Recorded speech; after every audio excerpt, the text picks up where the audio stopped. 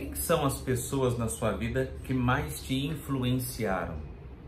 Bom, com certeza você tem.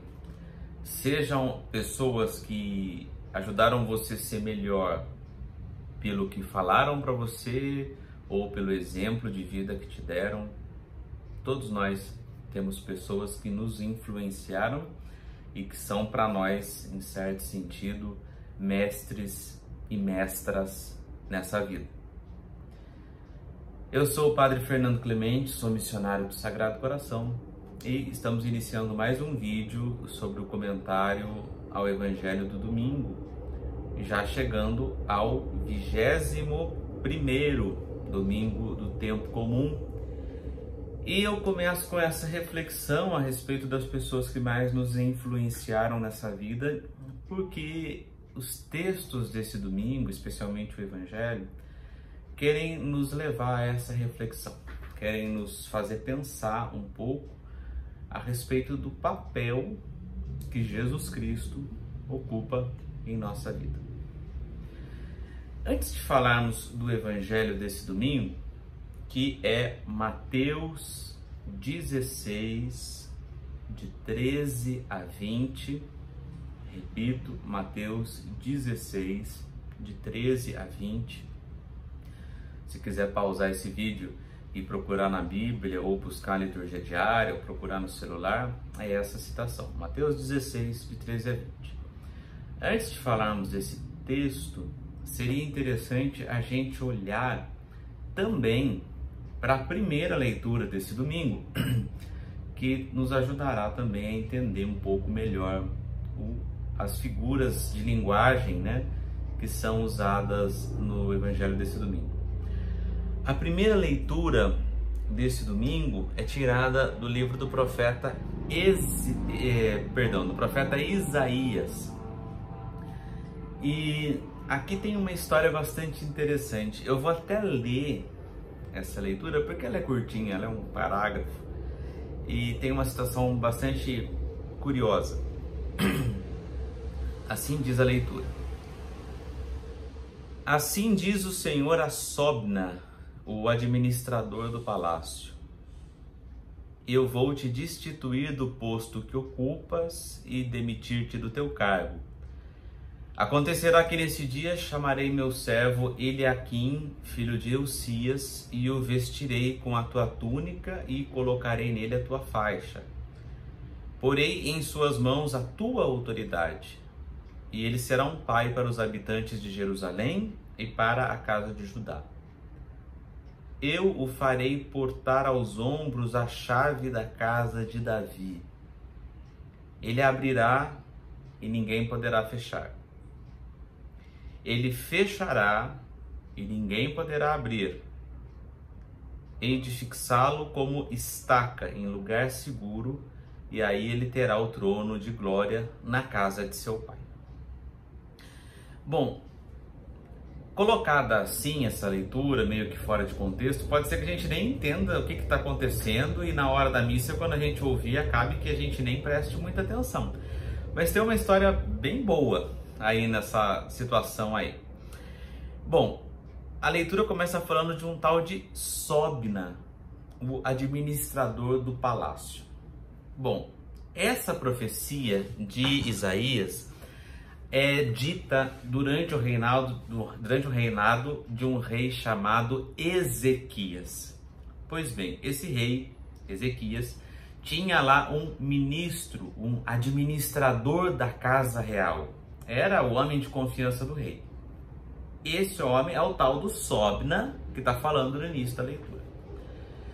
Porém, o que aconteceu com esse ministro, com o Sobna? Ele começou a usar das riquezas do palácio que vinham dos impostos do povo, ou seja, ele começou a usar, portanto, o dinheiro público para enriquecer a si mesmo e para favorecer a sua própria família, os seus filhos e os seus cunhados. Isso não sou eu que estou inventando, está lá em Isaías 22, Então aconteceu que o Sóbna se tornou um administrador desonesto, um homem político que gostava de favorecer com o dinheiro público apenas a sua família. Eu acho que devia de ser uma época bem difícil a de se viver, essa a do profeta Isaías e a do rei Ezequias, que tinha ministros que eram um pouco desonestos. Pois bem, qual é a reação diante desse fato?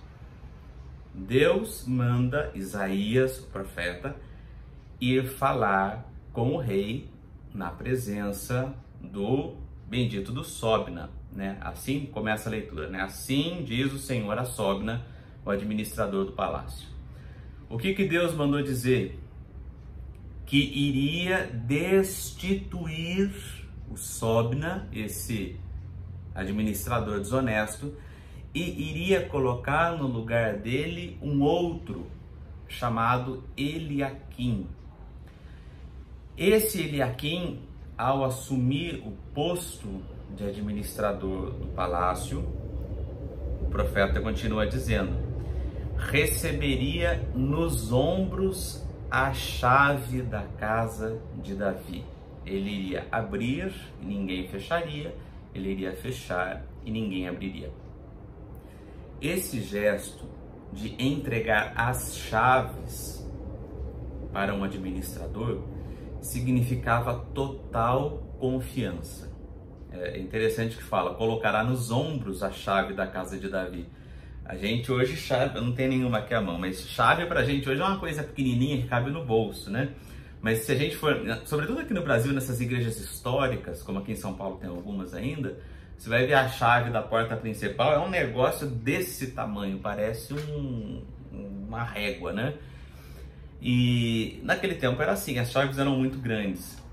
E chave, naquele tempo, não é como hoje, que você pode ir em qualquer chaveiro e fazer uma cópia. Era muito difícil, não era qualquer ferreiro que conseguia fazer uma chave precisa, e as chaves não tinham muitas cópias. Então, entregar a chave para alguém era sinal de que aquela pessoa é responsável, porque vai cuidar de um objeto que não tem cópias, é só aquele ali, e dá também a responsabilidade de decidir quem entra no palácio e quem sai, quem pode ir no cofre e quem não pode. Há uma responsabilidade imensa. Pois bem, Deus, através da boca do profeta Isaías, condena a atitude do administrador desonesto que usava da chave que tinha para roubar o palácio e o dinheiro do povo e vai passar essa chave para a mão de outro que deverá ser mais honesto. Pois bem, a história, o que vai acontecer depois com esse novo administrador, eu deixo você curioso para que você depois vá ler Isaías 22.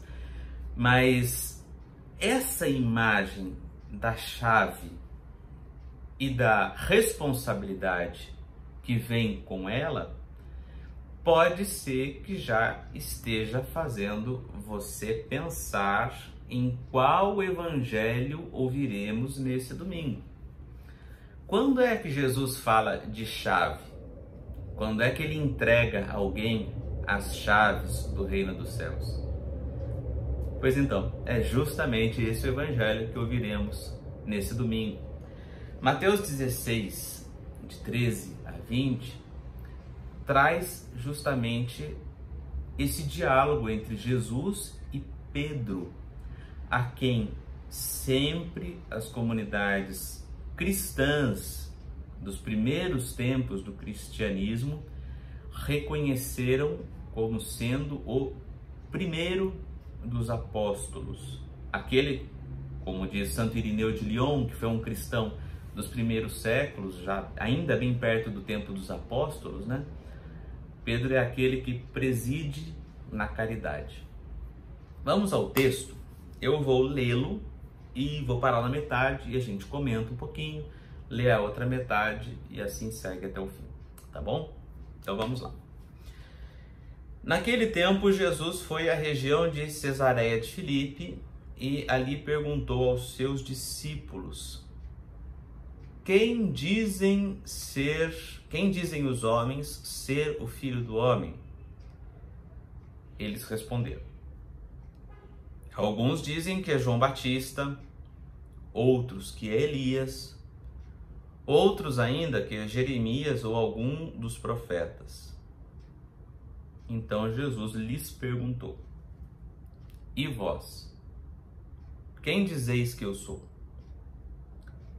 Simão Pedro respondeu: tu és o Messias, o Filho do Deus vivo. Vamos parar aqui um pouquinho no versículo 16 e vamos refletir um pouco sobre o que a gente acabou de ouvir. Pois bem, Jesus leva os seus discípulos até a região de Cesareia de Filipe. É uma região bastante interessante da Terra Santa, em que havia uma infinidade de pagãos, ou seja, de pessoas que não eram da mesma religião que os judeus, né? E que, por conseguinte, tinha muitos santuários dedicados a outros deuses que não o Deus único de Israel, em quem nós também acreditamos. Cesareia de Filipe era, portanto, um lugar onde havia muitos ídolos, muitos deuses. E a relação que essas outras religiões, quem o texto bíblico chama de pagãos, né? A relação que os fiéis desses deuses tinham com esses deuses, com esses ídolos, era uma relação de troca, né? Eu tinha uma determinada necessidade, eu queria, por exemplo, uma boa colheita.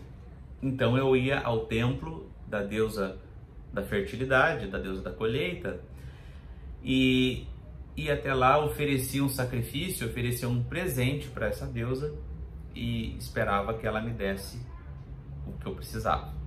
Se eu precisava de uma vitória na guerra ou contra um inimigo, eu iria atrás do deus da guerra, faria um sacrifício.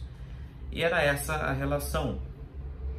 A função dos deuses era dar algo à humanidade de acordo com o interesse, podia ser bom ou não, né?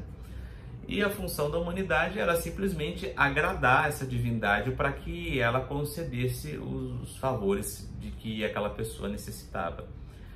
Não era, portanto, uma relação de reflexão sobre a vida, de tentar melhorar, de avaliar a própria caminhada. Não, era uma relação de mercado, por assim dizer. Como eu vou ao supermercado, quando faltou açúcar, faltou alguma coisa, eu vou lá, compro e acabou a minha relação com o supermercado, né? Assim era a relação desse pessoal com a divindade. Numa terra de muitos ídolos, numa terra de muitos seres que desejavam ser adorados, por assim dizer, Jesus pergunta aos seus discípulos: quem estão falando por aí? Quem é que o povo diz que é o Filho do Homem? Né? Dito de uma outra maneira, Jesus pergunta para os seus discípulos: olha, quem que o povo fala que é o Messias? Quem é que o povo está dizendo? Pois bem, essa figura, a do Messias, né? Quando a gente fala Cristo, quando a gente sempre associou o nome de Jesus à palavra Cristo, e por incrível que pareça, tem gente que acha que Cristo seria o sobrenome de Jesus, e não é. Cristo é um adjetivo, né? Uma característica de Jesus. Cristo em grego significa aquele que foi ungido, aquele que recebeu a unção, que teve o óleo derramado sobre si. Ser ungido, ser lambuzado, por assim dizer, de óleo, era um gesto muito comum entre os povos da antiguidade para designar que aquela pessoa era uma pessoa especial, diferente das outras. Os reis eram ungidos e, aliás, uma curiosidade até hoje, né, os reis da Inglaterra continuam sendo ungidos. Claro que a gente não viu, porque a rainha Elizabeth II está, acho que uns 500 anos no trono, né? Mas se você procurar no YouTube, você vai ver que tem ou procurar na internet, você vai encontrar descrições que os reis da Inglaterra são ungidos, né? São crismados. Cristo, em grego, significa ungido. Messias é a mesma coisa, né? Só que Messias é a palavra em hebraico, Mashiach, né? Então, dizer que Jesus é o Cristo, dizer que Jesus é o Messias, é dizer que ele é o ungido, é o diferente, é o líder, é o cabeça, né? É isso que significa a ideia de messianidade. Jesus pergunta quem é o Filho do Homem, que é basicamente, guardadas as devidas proporções, um outro jeito de perguntar quem as pessoas diziam que era o Messias. Espero que com essas voltas todas que eu dei eu não tenha acabado por te confundir ainda mais. Mas a pergunta de Jesus é: nessa terra aqui de Cesareia de Filipe que a gente está, onde tem muitos que se dizem Messias, onde tem muitos ídolos, onde tem muitos caminhos a seguir, muitas vozes dizendo o que deve ser feito, quem é que o povo diz que é o Messias? Quem é que o povo diz que é a voz a que se deve ouvir? E aí os discípulos respondem: olha, mestre, tem gente que fala que é João Batista, que é o Messias. Outros falam que foi Elias, que já tinha morrido no tempo de Jesus fazia muito tempo, tá? Outros diziam que foi Elias, ou que foi Jeremias, que também já tinha embarcado fazia tempo. Ou alguns outros dos profetas. Então a opinião do povo é que tinha gente que dizia que era João Batista o Messias, tinha gente que dizia que era Jeremias, tinha gente que dizia que era outro, por aí vai. Jesus está acompanhado de 12 homens, a quem ele mesmo chamou, e que estavam partilhando da vida de Jesus em tudo e ouvindo os seus ensinamentos e entendendo qual era a proposta de mundo novo que Jesus fazia, aqui Jesus chama de reino de Deus, né? Esse pessoal estava convivendo de perto com Jesus já fazia algum tempo. A gente está no meio do Evangelho, né? Está no meio da história de Jesus. Jesus então naturalmente pergunta para eles, certo? Então o povo está falando isso, mas e vocês? Quem dizem que eu sou? Note que Jesus agora muda o foco da conversa, né? Ele não diz de imediato: o Messias sou eu. Não, ele queria ouvir isso dos seus discípulos. Mas e vocês? Quem dizem que eu sou? Silêncio. O que levanta a voz para responder, imagino eu depois de algum tempinho, é Pedro, com toda a segurança do mundo. Tu és, como é que ele fala? O Messias, o Filho de Deus vivo. Assim, simples desse jeito. Para Pedro, que se coloca, acredito eu, como porta-voz dos discípulos de Jesus, Jesus não é outra coisa a não ser o Messias. Ele não fala: tu és um Messias, tu és mais uma voz que a gente vai ouvir, e depois que você partir daqui, tudo que você falou vai entrar por uma orelha, vai sair por outra, e a gente vai esquecer de você e acabou. Tu és o Messias, tu és o ungido, tu és aquela voz a quem nós devemos ouvir. No meio de tantas vozes, de tantos ídolos, tu és a verdadeira voz, o Filho do Deus vivo. E aqui que tem uma coisa, gente, que eu acredito que nós deveríamos refletir, né? Hoje, eu, você, aqui no Brasil, 2020, nós continuamos a viver numa espécie de Cesareia de Filipe. Tem muitas vozes. Se você procurar, faça essa experiência, coloca no Google uma hora dessa, assim, o que fazer para ter felicidade, o que fazer para se sentir bem. Você vai encontrar muitas receitas. Você vai encontrar dentro do cristianismo diferentes correntes. Você vai encontrar pastores e padres que vão dar a receita da felicidade. Fora do cristianismo, você vai encontrar muitas outras vozes, gurus, yogis, outros e outras tantos que vão querer dar uma resposta para essa pergunta. Mas nós, qual é a nossa opinião sobre isso? Se eu pudesse perguntar para você agora e pudesse te ouvir e lhe perguntasse quem é o Messias, quem é a voz que você escuta, talvez por saber que eu sou padre você iria me falar, não, é Jesus Cristo. Mas será mesmo?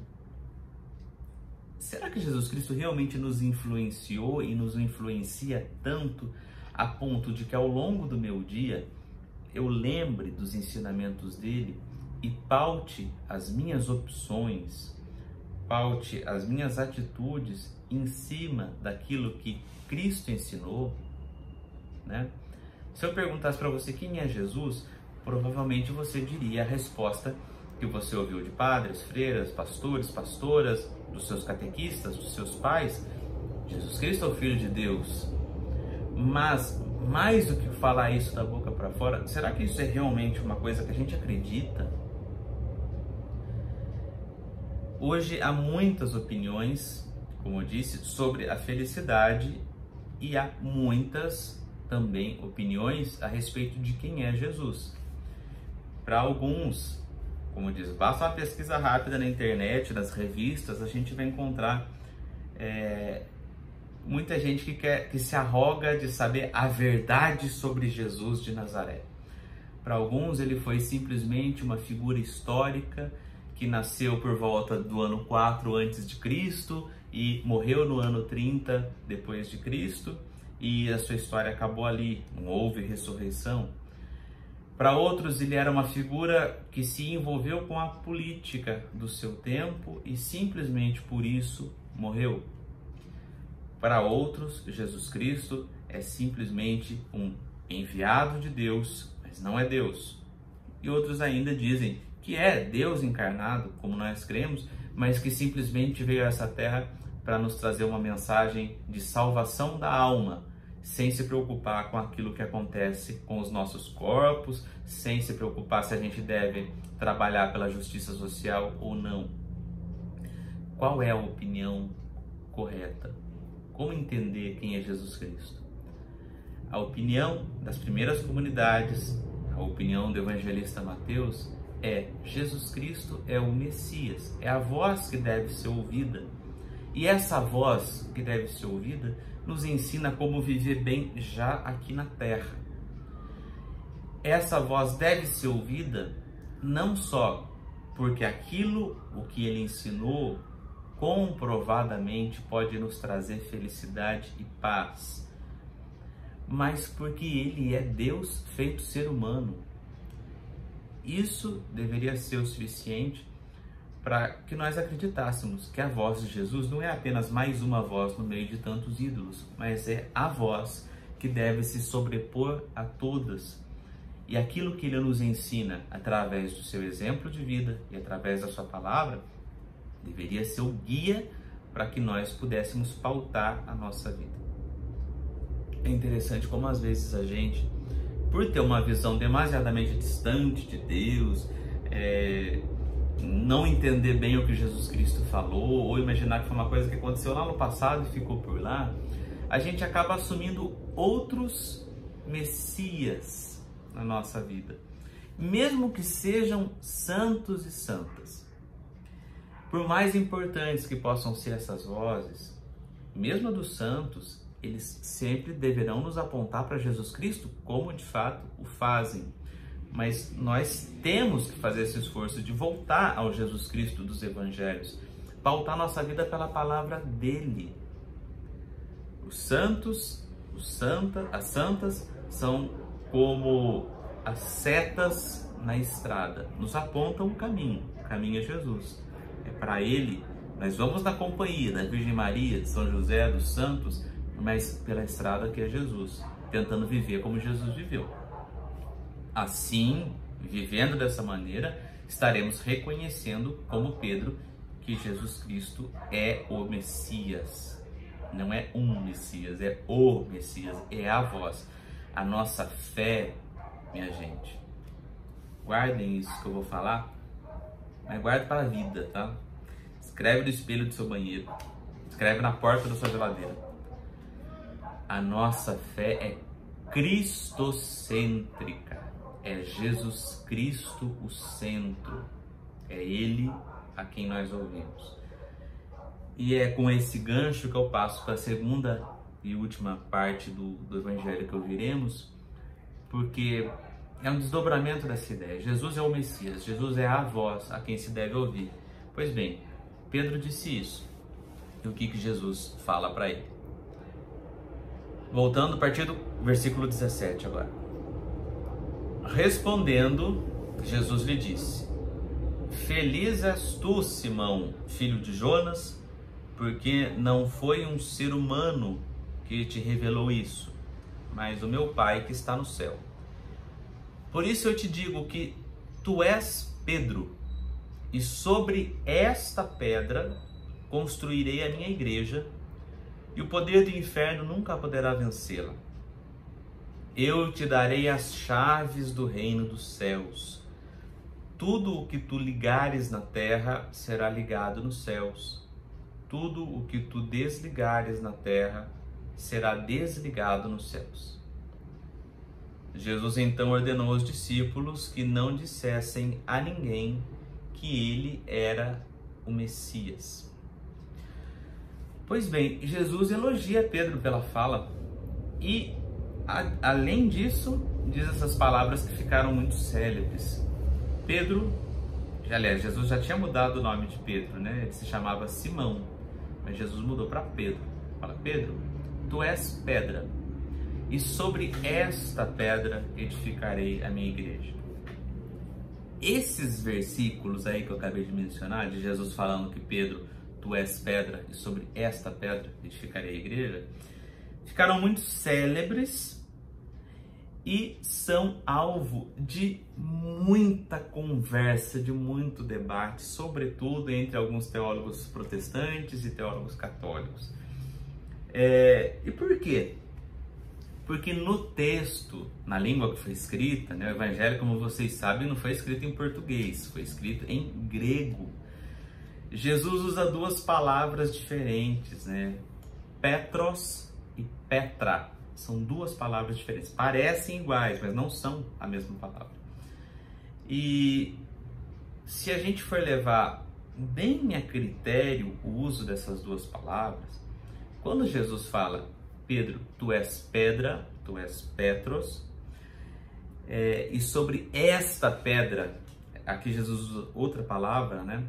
Petra, eu edificarei a minha igreja. Se a gente for levar bem a critério, Jesus, ao chamar Pedro de pedra e ao falar que sobre esta pedra edificarei a igreja, ele não está dizendo que é sobre a pedra de Pedro que Jesus edificará a igreja, mas sobre a pedra daquilo que ele falou, da sua fé. Vou tentar colocar de maneira mais clara. Jesus está usando um jogo de palavras.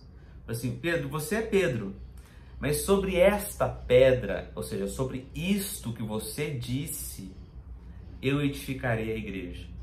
Ou seja, a igreja não é construída sobre Pedro, senão nós não seríamos cristãos, seríamos petrinos, né? A igreja está construída sobre Jesus Cristo, sobre a fé que Pedro professou, de que Jesus Cristo é o Filho de Deus. É isso que mantém a igreja em pé. Vejam bem, eu disse que isso foi alvo de muita controvérsia, porque tem gente que fala: não, Jesus Cristo está falando que construiu a igreja sobre Pedro, mas não parece fazer sentido dizer isso. E isso não significa diminuir a autoridade de Pedro, mas isso a gente já vai falar sobre esse assunto. Mas o que eu acredito que deva ficar claro para nós é a pedra, a rocha firme sobre onde Jesus manda a gente construir a nossa casa, como ele diz em outra parte do Evangelho. Esta pedra que deve ser o nosso alicerce é a fé de que ele é o Cristo, que ele é o Messias, que as coisas que ele nos ensinou a fazer são o alicerce firme para a gente construir a nossa vida. Aliás, o próprio Pedro, na primeira carta dele, eu acho, fala que nós somos pedras vivas erguidas sobre Cristo. E o próprio São Paulo apóstolo, na carta aos Efésios, também diz isso, que a rocha firme é Cristo. Os salmos dizem que a nossa rocha salvadora é o Deus vivo. Então, não podemos pensar, né? Tudo leva a crer, através da comparação com os outros textos bíblicos, a rocha não é Pedro, a rocha é Cristo, né? E a fé de Pedro se tornou essa rocha, porque creu que Jesus Cristo é o Messias, o Filho do Deus vivo. E é sobre esta mesma rocha firme que nós somos convidados a nos ajustarmos, como diz Pedro, como pedras nessa construção que é a igreja. Somos pedras vivas e estamos, como diz, enraizados, não é bem a palavra que eu queria dizer, alicerçados, né? Somos pedras vivas que estamos alicerçados sobre esta rocha que é Cristo. Espero que tenha me explicado claramente, né? Se ficou dúvida, você me põe um comentário aí embaixo que depois a gente conversa mais. Isso, como eu disse, e agora continuando com o texto, não significa que a autoridade de Pedro seja jogada fora, né? Muito pelo contrário. Em seguida, Jesus diz: Pedro, tu és pedra, sobre essa pedra edificarei a minha igreja. Estando sobre esta pedra, nenhuma força contrária, ou seja, as portas do inferno, né, pode vencer, né? Não existe mal que seja tão grande que possa ter a última palavra. A fé em Jesus Cristo nos ensina isso, porque a ressurreição de Jesus Cristo, dentre as muitas coisas que nos ensina, uma delas é que a morte nunca tem a palavra final, né? Pois bem, voltando a falar sobre a questão da autoridade de Pedro, Jesus continua dizendo: eu te darei as chaves do reino dos céus. O que ligares na terra será ligado no céu, o que desligares será desligado. Dar as chaves do reino. Lembra da primeira leitura, da história do administrador desonesto? Deus trocou e colocou as chaves da casa de Davi nas mãos de outro administrador. Pois bem, é nas mãos de Pedro que Jesus entrega as chaves, não mais do tesouro da casa de Davi, mas entrega as chaves do reino. Abrir as portas do reino está nas mãos de Pedro e dos apóstolos. Então, isso seria o suficiente para nós entendermos que Pedro tem uma figura, uma missão especial, uma missão diferente entre os discípulos de Jesus Cristo, entre os apóstolos e entre os discípulos. E haja vista que, para além desse texto, né, toda vez que é citado o nome dos 12 apóstolos, Pedro aparece em primeiro lugar. Quando João, né, o discípulo amado, e Pedro correm para o túmulo depois da ressurreição de Jesus, depois que Maria Madalena diz a eles que tinha visto o Senhor, né? Perdão, foi antes disso, né? Mas quando Pedro e João correm para o túmulo, João chega primeiro porque é mais novo, mas não entra. Espera Pedro chegar, e aí Pedro entra, porque tem a primazia. Então havia essa compreensão na comunidade dos primeiros cristãos que Jesus tinha dado uma autoridade diferente para Pedro. Mas o embasamento para essa ideia não deve estar no fato de Jesus falar sobre esta pedra. Não, mas na ideia de Jesus entregar a ele as chaves do reino. Abrir as portas do reino. Ou seja, se na primeira leitura o administrador tinha o poder de abrir o cofre e entregar os tesouros para o bem do povo, a figura de Pedro tem a missão de abrir as portas do reino e entregar o tesouro da mensagem de Jesus Cristo para a humanidade, para o bem do povo. Ele não poderá ser como o administrador desonesto que guardava tudo para si. Não. A missão de Pedro e dos apóstolos, e também a nossa, é a de abrirmos as portas do reino para todos, para que nós consigamos viver essa realidade nova, né? Essa proposta de mundo novo que Jesus Cristo nos oferece quando fala de reino de Deus. Pois bem, ao final do texto há uma coisa que chama a atenção, né? Jesus pede para eles não falarem a ninguém que ele é o Messias. Isso é uma coisa que aparece muito nos evangelhos, principalmente no Evangelho segundo São Marcos, né? Mateus aparece um pouco menos. Mas nos causa alguma estranheza, né? De por que Jesus pede para não dizer que ele é o Messias, ou quando ele cura alguém, em Marcos acontece muito isso. Jesus pede, olha, não conta para ninguém não. Por quê? Também há muitas opiniões, e eu vou dizer a opinião que eu acho que faz mais sentido. Jesus pede que eles não falem que ele é o Messias ainda, porque a compreensão que se tinha de Messias naquele tempo não era exatamente a preocupação, a ideia de Messias que Jesus tinha.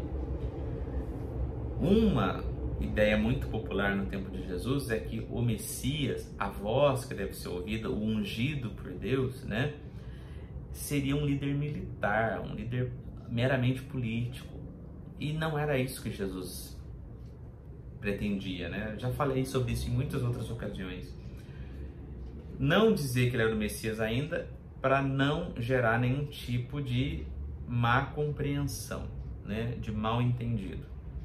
Jesus ainda estava mostrando o que significava ser Messias para ele. Se nós pudéssemos continuar esse texto, a liturgia pede para a gente parar aqui. Mas tem uma observação interessante. Logo após isso, se você ler na Bíblia, você vai ver. Jesus começa a dizer para os apóstolos que vai para Jerusalém. E em Jerusalém ele vai ser preso, vai ser torturado, vai ser morto, mas que ao terceiro dia ressuscitará. O mesmo Pedro chama Jesus num canto e fala assim, nada disso, você é o Messias? Não vai acontecer isso com você, imagina, que nunca te aconteça isso de jeito nenhum. E aí o mesmo Pedro que foi elogiado, Jesus repreende e chama ele de Satanás. Fala assim, vai para trás de mim, Satanás, porque pensas como os homens e não como Deus. Tu és para mim pedra de tropeço. Aí, nesse detalhe, por que eu estou citando ele? Também corrobora aquilo que eu disse há pouco. O mesmo Pedro, se Jesus tivesse chamado Pedro de pedra e sobre ele, sobre a figura dele, estaria edificando a igreja, como é que o mesmo Pedro, que era alicerce, agora virou pedra de tropeço e foi chamado de Satanás? Então não é a figura do homem, Pedro, mas a pedra que é o alicerce da igreja, o alicerce da nossa fé, é Jesus Cristo, é a fé que Pedro professou, né? Acho que todos nós precisamos estar continuamente em reflexão para saber se nós estamos construindo a nossa fé sobre a nossa vida, melhor dizendo, sobre a fé que Pedro professou e os apóstolos também professaram. Eles não eram homens perfeitos. Santidade não significa perfeição, não significa infalibilidade. Santidade é ter esse desejo sempre renovado de tentar de novo, mesmo quando se cai. O próprio Pedro negou o Cristo 3 vezes. Há erros em nós, há erros na nossa humanidade, mas sempre precisamos voltar à pedra que é Cristo. Se veio o vento e a gente não tinha construído a nossa vida sobre a pedra que é Jesus, se veio o vento e a nossa casa caiu, não nos desesperemos. Deus não cansa de amar e de perdoar. Vamos tentar de novo, vamos tentar refazer a nossa vida sobre o Evangelho. E aqui eu termino, porque já falei demais, estou até com a garganta seca. Mas acredito que a nossa reflexão para essa semana, gente, e a reflexão que eu estou me fazendo afinal de contas, quem é Jesus Cristo para mim? Para além daquilo que eu falo, daquilo que eu ouvi, será que ao ouvir essas coisas sobre o Evangelho, ao ler o Evangelho, eu realmente tento trazer isso para a minha vida? Eu tento viver a minha vida pautada pelos valores do Evangelho. Quando Jesus manda amar, quando Jesus manda perdoar, quando Jesus manda a gente ser desapegado dos bens materiais, entre outras tantas coisas que estão nos evangelhos que a gente ouve todos os dias, né? Será que a gente realmente é influenciado por Jesus? A gente vê nele a voz a ser ouvida? Ele é o nosso guru, por assim dizer. E guru, eu gosto dessa palavra, embora a gente imediatamente pense em coisa indiana, não sei o quê, mas a palavra guru significa o que tira as trevas, né? Professor, né? Em sânscrito, se eu não estou enganado. Então, será que Jesus é aquele que tira as nossas trevas e é a palavra dele que a gente segue ou é outras palavras que a gente está seguindo? Então, sempre refletir qual é o lugar que Jesus ocupa em minha vida. Ele não é simplesmente um milagreiro, ele não é simplesmente um supermercado onde eu vou, como eram os ídolos, né? Para sanar aquela minha dificuldade e acabou, resolveu um problema, não tenho mais nenhuma relação com ele. Não, ele é o meu professor de vida, é o meu mestre, é o Messias, é a ele que eu ouço. Então a minha vida tem que ser pautada por aquilo que ele ensinou. É difícil? Tem horas que a gente vai pecar, vai errar como Pedro, mas que a gente sempre retome e tente de novo. Chega, tá bom, né? Vamos pedir ao Senhor essa graça. Desejo a você uma boa semana e qualquer dúvida, qualquer comentário, deixa aí embaixo nos comentários desse vídeo ou entre em contato no inbox do Facebook do Santuário das Almas. A gente vai conversando e vai partilhando o Evangelho, tá bom? Um abraço, até semana que vem.